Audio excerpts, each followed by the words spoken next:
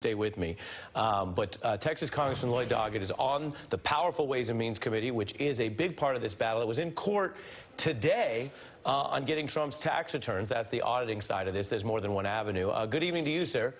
Good to be with you, Ari. How do you grade what's happening on the Senate side? How important is it that there was this accommodation reached? It would seem that Don Jr. has partially folded.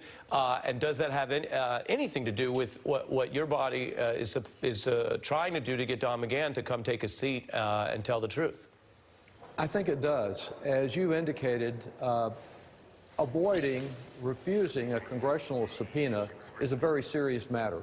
If Congress cannot enforce its subpoenas and do its job of oversight, then we really do have a runaway president that jeopardizes and threatens our democracy and moves us toward tyranny. What we're doing on the tax returns is to enforce a law that is explicit, that uses the word shall, that this administration has ignored. President Trump seems to be on a total obstruction program.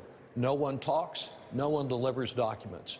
We have to move forward to enforce those subpoenas and ensure accountability, of which this administration has had none. And it recognizes that it's Republican enablers here in Congress. There is nothing that President Trump can do or say that will cause them to break their silence unless it's to pat him on the back. So it's our job to assure that accountability. I think you lay it out very well. And so, Congressman, I want to push you a little bit, not really in disagreement, but in teasing out a certain point.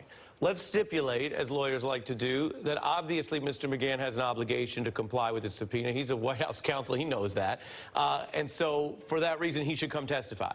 But having said that, what do you say to the argument that that's not really the biggest priority for Congress if the bulk of what Mr. McGahn has said in a separate valid proceeding under oath to Mr. Mueller has been laid out?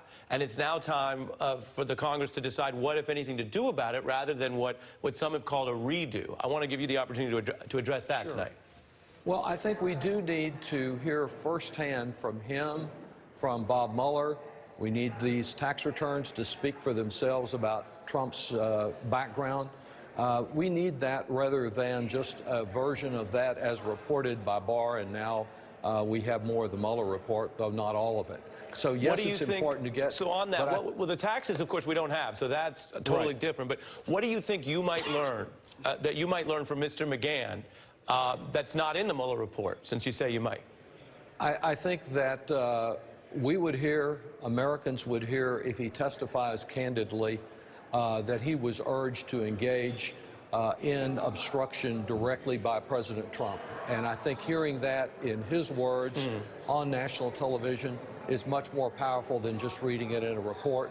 We need to know about that and to understand the full reach of obstruction and destruction of our democracy that's occurred here. Maya, could you speak to the Congressman's point? I mean, part of what he's saying is, witnesses on the stand make a big difference.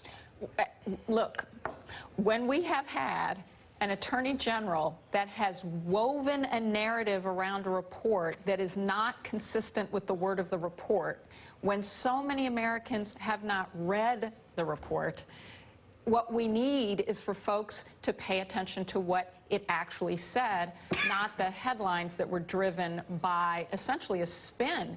And I think what is so important about what the congressman is saying in this case is that what Robert Mueller essentially says, and it's very clear in one of the footnotes in the report, is this is Congress's responsibility. Right. This is not a criminal proceeding. The question here, and he doesn't use this language exactly, but legally this is the same message, is it's the constitutional purview of Congress to decide whether or not this president has done something that's such an abuse of authority, abuse of power, that Congress should take constitutional action.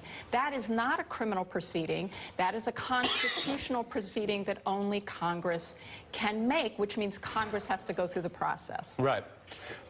Congressman Brittany and Maya, thanks to each of you. Congressman, appreciate you coming on the beat tonight. Coming up, we have a lot more in the show. Bill Barr ordering this new review of how the Russia probe began.